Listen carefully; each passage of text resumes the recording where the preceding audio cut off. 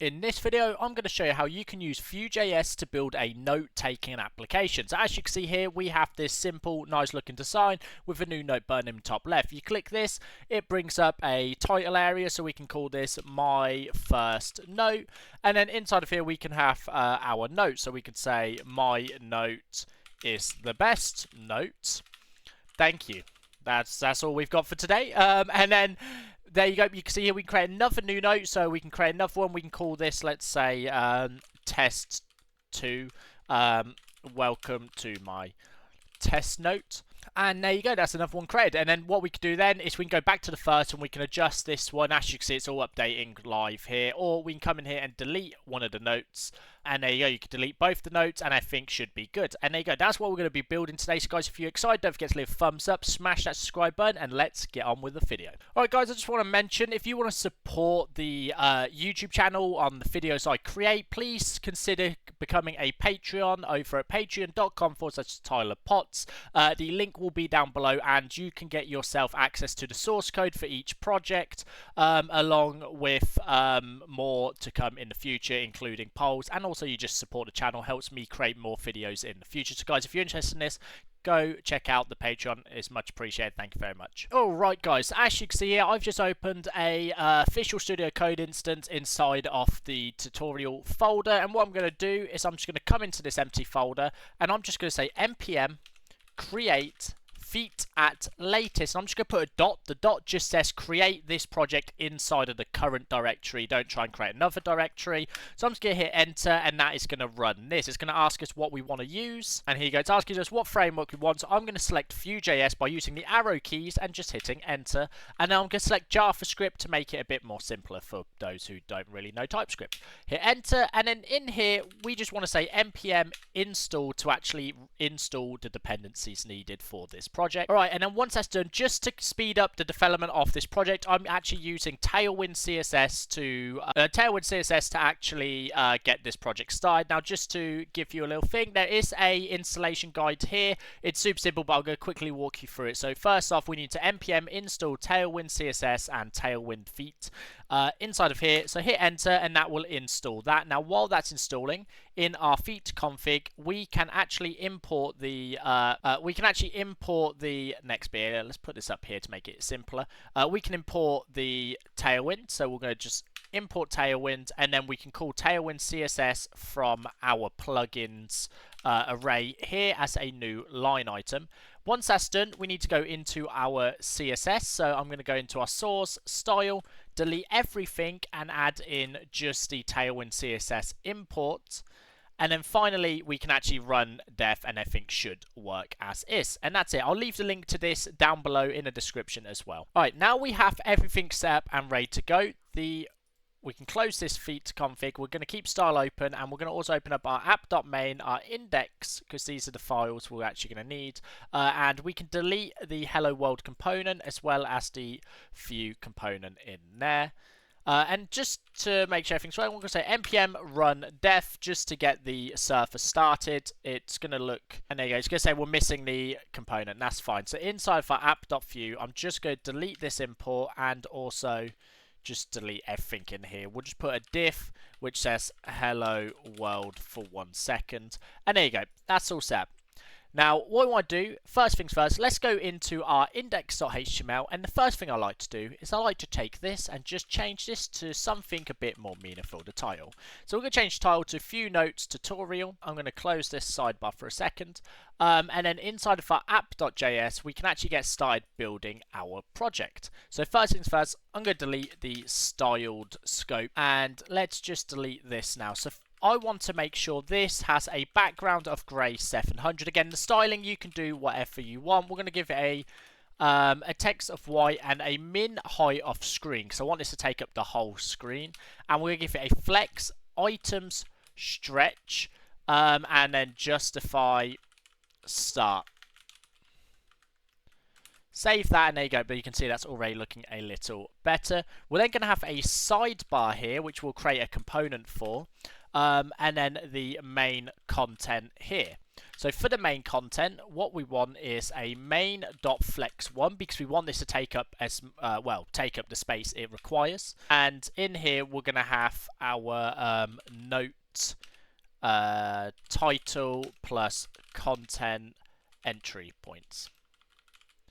There you go, so that's just there. But let's get started on this sidebar component. So what I'm going to do is I'm going to go over here into components, create a new file called sidebar.vue.js, and we're just going to create a template inside of here to start. Now, we just want an aside tag using the correct semantics here, and then we want to give this the class of a width, and I'm just going to hard code a 256 pixel width.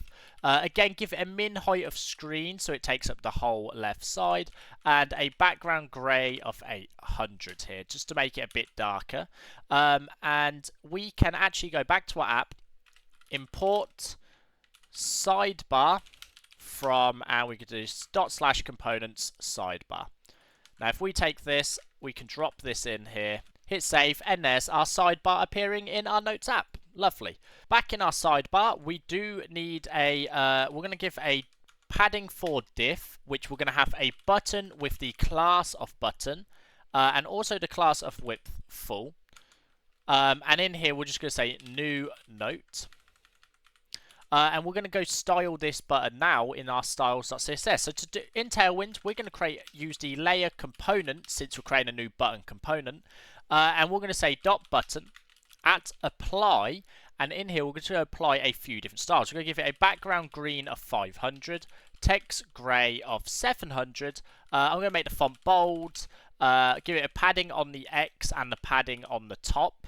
We're going to make the edges slightly rounded, and we're going to do a cursor pointer. Now guys, I just want to mention, as you saw there is no syntax highlighting for Tailwind right now because their new version of Tailwind currently is the IntelliSense. So if we go here, Tailwind, this Tailwind CSS IntelliSense only works when it finds a Tailwind config, but since the new version of Tailwind, that has been the config is no longer used. But to get the IntelliSense to work, if you do have this extension, all you need to do is go into your root folder and create a tailwind.config.js file, and we can just put used for IntelliSense. Save that. Close that, and back in here you can see our colors are now highlighting, and we can also probably get our IntelliSense for all of our classes we can use. So if you are using Tailwind along with us, this will help you out a lot. So that is our style CSS done with. We won't be doing any more styles inside of that folder. We're also done with our HTML. We're now down to our sidebar and our app. Now inside of our sidebar, we want a UL, which is going to have a class. Oh, you know, actually it's good like that for now. We'll get to the actual ifs and that soon. And we're going to have an li in here. And in this li, we'll have a span, which will be our title. So we'll say note title. And then we're going to have a button with the class of text red 500 cursor hyphen pointer. Hit tab, and in here we're just going to say delete. We could use an icon for this, but I currently don't have any icon packs on, and it'll just take longer. So if you are using an icon, you can do that yourself. And in here we're going to give this a class of padding 4, so it has some padding. We're going to give it a border bottom of border grey 700. It already knows what I want, and I'm going to say hover background grey 600. So when you hover it, it looks a bit lighter. I'm then going to give this a cursor pointer as well, because we're going to be able to select this note, and we need to make this a flexbox item. So we're going to say flex justify between item center, and we're going to give it a gap 4 in case it does get small enough that it needs it. And there you go. We see we've got this button, and I've just realized I've put this UL inside of this diff, but we don't actually want that inside of the diff because I want the buttons to take, or the notes to take up that whole area there. There you go. And there you go. That's the look of our button. So now we will loop through this when we get the functionality in. So we'll be looping through all our notes and displaying this, but right now I wanted to get the styling down so it looked pretty good and ready to go. We're going to focus on styling, and then we'll get into our functionality. So back in our app view, we need to actually get our a diff in here, and this diff is going to have a class of px4 py8, and we're going to give it a flex col and height full because we want it to take up the whole height of the element. And then we want an input field in here of type text. We do not need a name or a ID for this. So far we're just creating the elements around it and doing the styling, and I just want to give this a class of block width full, text 3XL, padding bottom 2, font bold, and we'll have border be 2. We want it to be 2, and we'll give it a border grey 500. And then when we focus this element, I want the border to become white and outline of none. I also just want to say transition colors duration 200. Just so when we click this, you can see it highlights nicely there like this, and we can actually add in our title up here like that. And now what we want to do underneath this is create a text area. Now we're not going to have a name or an ID again on this, and we're just going to break this down and add a class of block. Let's just stop IntelliSense from doing its thing. We'll say width full, height full, empty for text LG, outline none, and flex 1. And as you can see, we can now have a title in here and whatever else we want as well. So we can now input our thing. So that's the styling done and set up and ready to go for this app. Next up, we need to actually work on the functionality.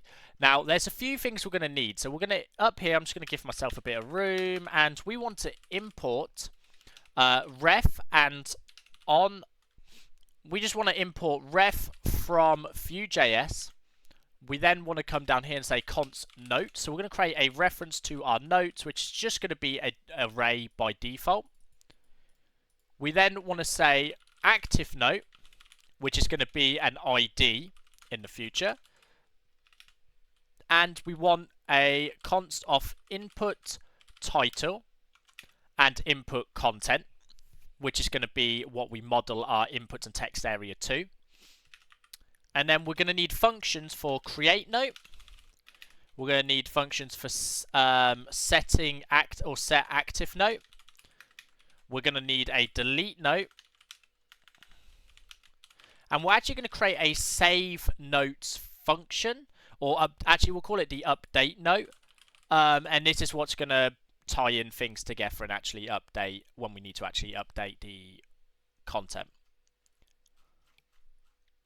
Right, so let's start off by actually binding our inputs to our inputs down here, basically. So what we're going to do is just say phi model, and we're going to set this to input title. And then down on our text area, we also want to say phi model, and we want to set it to input content here. This will just allow us to enter our content. We also want to go to our diff here and just say phi if, and we're going to say active node. This is just going to check if there's an active node, then we can show something inside this area. If there's not an active node, then we don't need to show anything inside of this side yet. And on our sidebar, we're going to want to pass through the active node as an active node. We then want to pass through our actual notes, and we're going to pass through a few functions. Let's just break this down. There we go. So now we have an active note and our notes being passed through to our sidebar here. So let's create our create note function so we can actually create a single note here. Let's just come here. We're going to create a function called create note, and I'm going to set this to so we're going to create a random ID here by creating ID math.random toString 36 substring here as well, and that should basically give us a random ID every time. We're then going to create a notes.value.push, and we're going to push in our ID, the title, which is going to be called untitled as a default note name, and then our content, will also be equal to an empty string here. So this is going to create a new note inside of here. We then want to set active note direct to this ID. So we need to actually create the set active note function, where we're going to say function set active note, and I'm going to pass it an ID here, and we're going to say active note dot value is equal to the ID we pass through. I'm going to say let note equal notes.value.find note ID is equal to ID.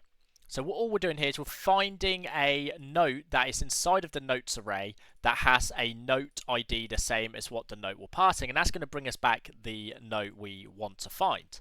We're then going to set our input title equal to note title and our input content equal to note.content. And this will set basically our two things, pre-fill them out for us. And then we want to set a timeout here, and in here it's just going to be boom, and all we're doing is we're going to get the text area, or actually no, we want to get the input. So what we're going to say is input type is equal to text. So that's going to get our input down here. Now we could give this an ID to make it a bit more classy, but because we only have one input on our page, this will do the trick. So when we actually set something active, we want to set the title as the focused element to actually edit. And the reason we use the set timeout and don't just do the straight is because this element will not be ready for a tick. By doing set timeout 0, this will give it a whole tick before this is then called. This will basically cue this to happen after everything else becomes available to us. Now technically we should update our note now, but we will do the update note in a moment. But for now, let's actually get our notes displaying and creating a new one in the sidebar. So we actually want to pass through create note and set active note as well to our sidebar here. So we're going to create, first things first, let's do the actual create note. So we're going to say at new note is equal to create note. Now this is actually a event we can call from inside of our component. So we're going to create an emitter, and this will emit to this and basically call it here. We can then pass another function to it by saying set active note equal to set active note like this.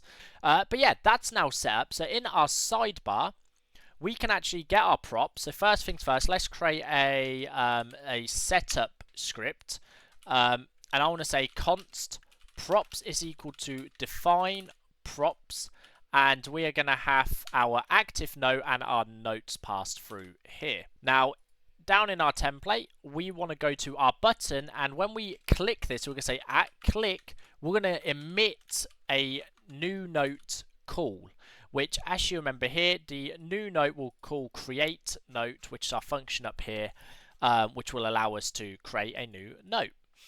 Now inside of here, we then want to go to our li tag here, and we want to say fee for note in notes, or props.note, since we're getting it through props. And then we want to give this a key and set it to the note ID.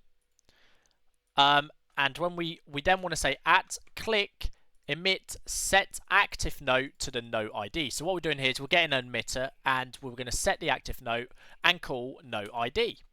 And this will basically set the note as the active note. And then inside of our span, we want to say note.title, and then we will set a delete function on our button later on. So let's click new note, and there you go. You can see we get a note, but you can see it's not actually updating on the left. Test. You can see it's not updating on the left. The title hasn't updated, and it's basically not technically worked. That's because we don't have the update note function to trigger when we make a change. So what we want to do is go to our update note function. So we're going to create a function, which we are going to call update note, and we're going to say let note equal notes.value.find, and we're going to get our note.noteID active note.value. So we're going to, because this is our ID which we are setting here with the active note, we're then going to set these to these values.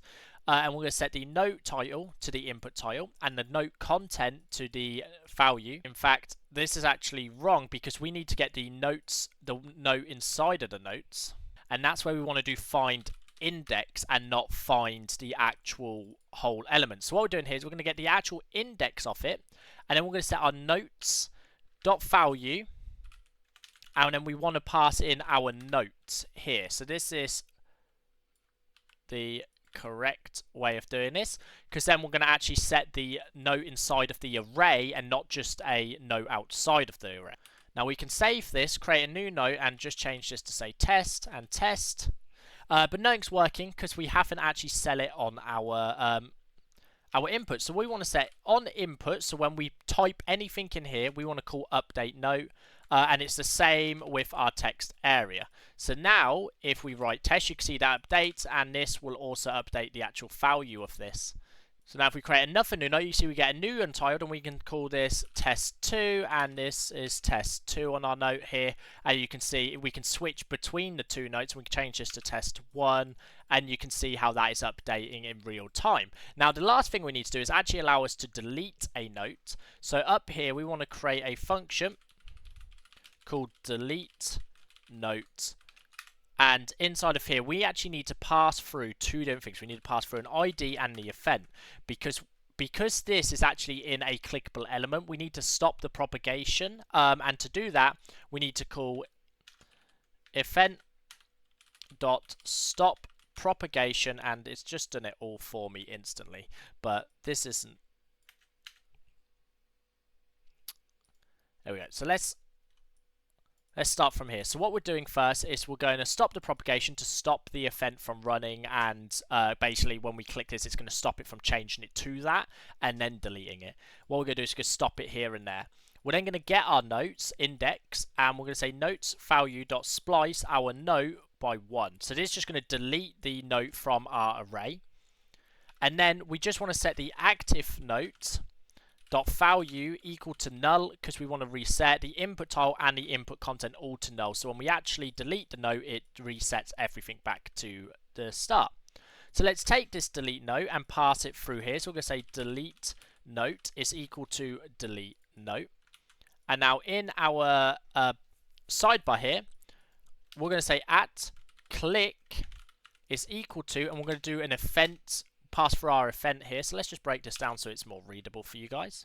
And in here, I'm going to pass through our emitter. So we're going to call emit, and we're going to say delete note. And then we're going to pass through an object, which is going to have our ID, which will be notes.id. And then we're just going to pass through the event as well, denoted by EVT.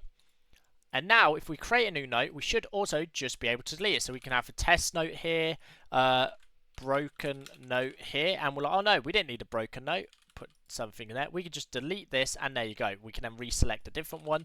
And that is everything I wanted to show today. Now, you may notice that this data does not persist. When we refresh this, it clears everything out and nothing is saved. Now, guys, on my Patreon, the source code for this actually has the code to save your notes to local storage. So if you do want that, you can support the channel by going over to Patreon and becoming a member or buying the source code separately.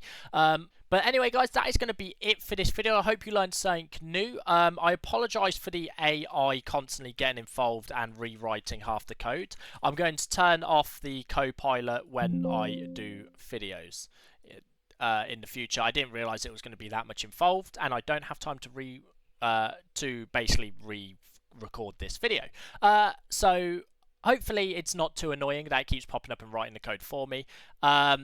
It's smart, it's just very useful, and it saves a lot of time, but it's just not really what I wanted. But anyway, guys, apologies for that. But anyway, I will see you guys in the next video. Don't forget to leave a like, smash that subscribe button, and I will see you again. Peace out.